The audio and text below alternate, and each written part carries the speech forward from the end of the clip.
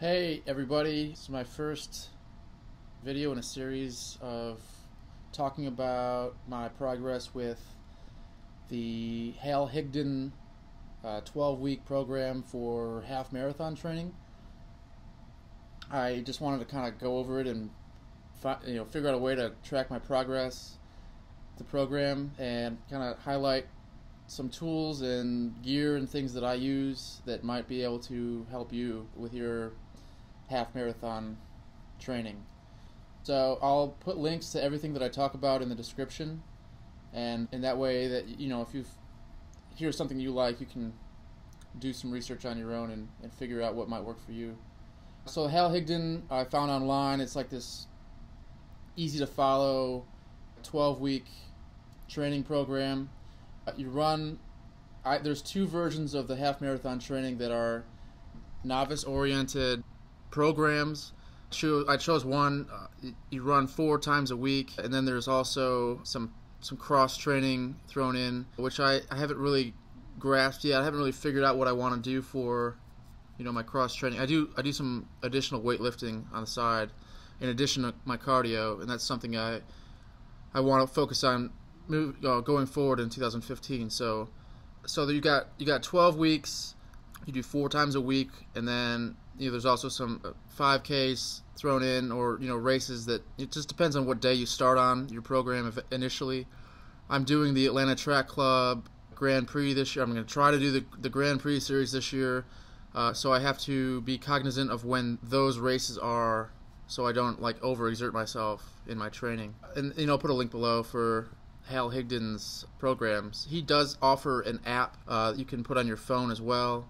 I think it's $10 or something, but it's pretty easy. You can get it online for free, and then just plug it into your calendar or however you want to do it, so you don't have to pay the $10. I'm not saying you shouldn't pay the $10, but I didn't. So let's talk about gear. I have some stuff here in front of me that I kind of want to show you that I use all the time.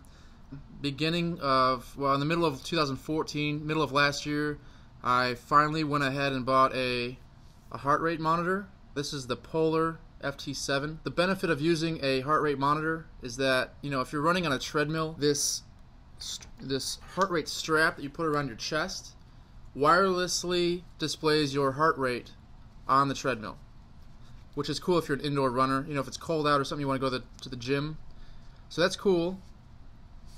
If you're an outdoor runner, it works equally cool because it displays your heart rate. This particular model, the FT7, has like a history of your previous workouts. It's a nice tool. I really like it. I think I paid about $60 for it, and there might be some new models. I'll try to link this particular one. I wish I had gotten a different. See if you can see this color. I wish I had gotten a different color. So this has a black strap and a black background. There's no way to change the contrast. And if you look at the other ones online, that with a lighter color background on the display, it's a whole lot easier to read. But it's treated me well. So that comes with the watch display, if you will, the strap, which has shrunk a lot, which I'm proud of because it means I've lost weight. And this thing snaps onto the strap, and then you wear it on your chest, and that's how it picks up your heart rate. The other really good benefit of having a heart rate monitor, like something like this, is let's say you're at the gym and you do, let's just say 30 minutes on the treadmill. Okay, it'll display your calorie burn on the treadmill, but then you have to remember that and then go lift weights. You don't know how much calories you burn lifting weights, and then you go do an elliptical or something for another 30 minutes. You just don't know how much you burn if you didn't have this. But since I have this system, it's all cumulative. It tallies it all for me, and it's really nice to log that. And we'll talk about where I log my calories and my food and stuff in a little while.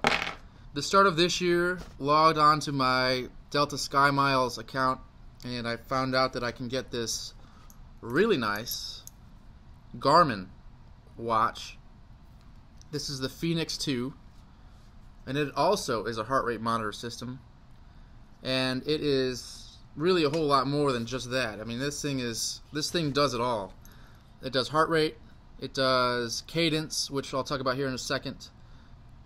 GPS built in, which I like. So when I had this old Polar system and I was running a race, I would have to wear this, and then on another wrist, if I wanted to, I'd wear my Nike watch, which is, I mean, it's a lot to wear. Now, I mean, if you get this, you can run with an app like Runkeeper, and I'll talk more about that in a minute. And that's great for you know, logging your mileage and your distance and things like that. But the Garmin does it all, and it's a little thick. You know, it's a big bezel, it's a big watch, but it's a really nice tool, and it's got all sorts of features, and I really like it. It's about $400 without the strap, and I think it's $450 with the strap. That's way out of my price range. If it weren't for my Sky Miles, I wouldn't have bought it. I would have just kept going with my Polar. But I'm glad I have it. It's pretty cool looking watch too. Makes me look like a badass, I guess, you know, when you're wearing it. But I really do like it. It's clunky, and it does come with this. See if I can reach it here. This is the charging / data upload link thing, and you put it on there and you USB it to your computer, and that's how you charge it as well. I think it's got like a 5-week battery life on watch mode only, and like, I don't know, dramatically less battery when you're using all the features. So that's kind of an overview of how I track my workouts and, you know, view my calorie output and things like that. Another thing that I've found for running especially increasingly handy is last year I bought some wireless headphones. So these are wired together obviously, but they are wireless to your phone or to your iPod or Android phone or whatever you use to run, and they are awesome. These particular model are the Jaybird. I think it's Freedom Sprint. I paid about $100 for them, and you can get aftermarket tips, which aren't, in my opinion, aren't 100% necessary. But now that I have them on there, it's like they're not officially noise canceling, but they are incredibly noise isolating, and they're awesome. So if you ever run on a treadmill, or you ever run outdoors and you've got your phone and sometimes it snags, or you get that annoying thing, you know, cable whip going on if you're running indoors, it can be irritating, but the Bluetooth headphones are paramount in my opinion. Pretty cool stuff. So we'll talk a minute about, I wanted to go back to my Garmin watch, my new one. This watch measures cadence or tempo, which is new to me. I'm not a professional runner. I'm not, obviously, I mean, look at me. I'm not a hardcore athlete. I'm not an Olympian. So, you know, I'm doing my own research on what works on being a more efficient runner. And, you know, there's tons of videos out there and tutorials and things on how to control your breathing more efficiently. And but I was looking at the manual for this watch, which is like a dictionary. It's big, but I found out this watch, this particular model, measures cadence, which I'm learning more and more about each time I run, and how to kind of control my stride. And I would highly recommend getting a model that does measure cadence, so you can be a more efficient runner. Another app that I use all the time, which I'm sure everybody's heard of, is Pandora. I use Pandora to listen to music when I run, which is nice. You know, it's got my wireless headphones, it's my Pandora, and I'm going. I also sometimes use an app called SIT, or SIT, and that helps me work on interval training.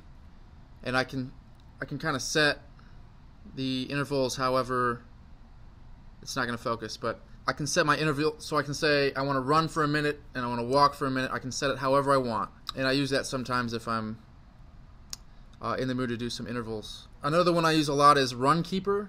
Runkeeper is an app for, I believe, both big platforms.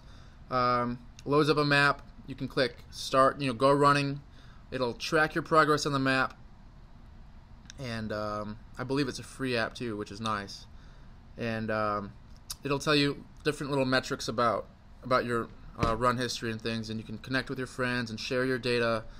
and things like that. I'm a data analyst professionally, so it's pretty fun when you can look at data and things when you're not at work, and it's stuff like that is interesting to me. So that kind of goes over my gear, my tools, the things that I use on a daily basis, or the days that I run under this program, which, by the way, I think I'm just over a week into. So I've got 6 runs under my belt or so, something like that.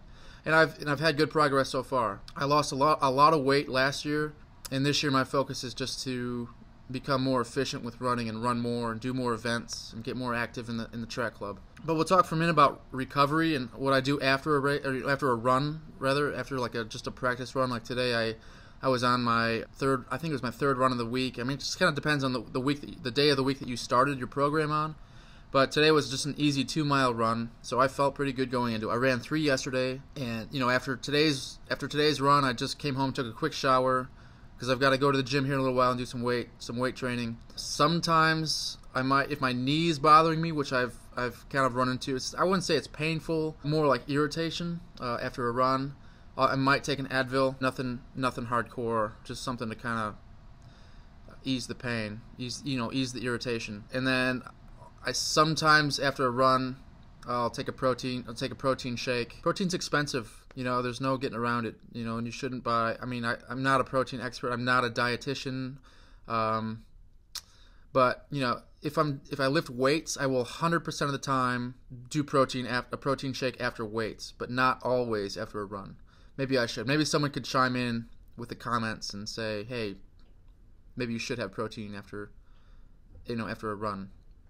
But that's kind of it for me. I'd like to kind of keep this going. Maybe not after every run, but after a weekly thing. It's a 12-week program, so it would be kind of fun to track my progress and talk to people and see how everybody else is doing. Because the fact of the matter is, it's January 7th of 2015, so there's probably a whole lot of people out there that are just getting into the swing of things for the new year and setting resolutions and goals and really just kind of getting going on their own. So if you are, or if you did it last year or something, chime in, leave a comment. I'd love to hear from you. So I look forward to seeing you guys, and I'll be back, I guess, whenever, but I'll definitely be back by next week with a new video. So, and hopefully I'll have some new tips and some new progress, and I'll be cognizant of that and to make notes so we can talk about it.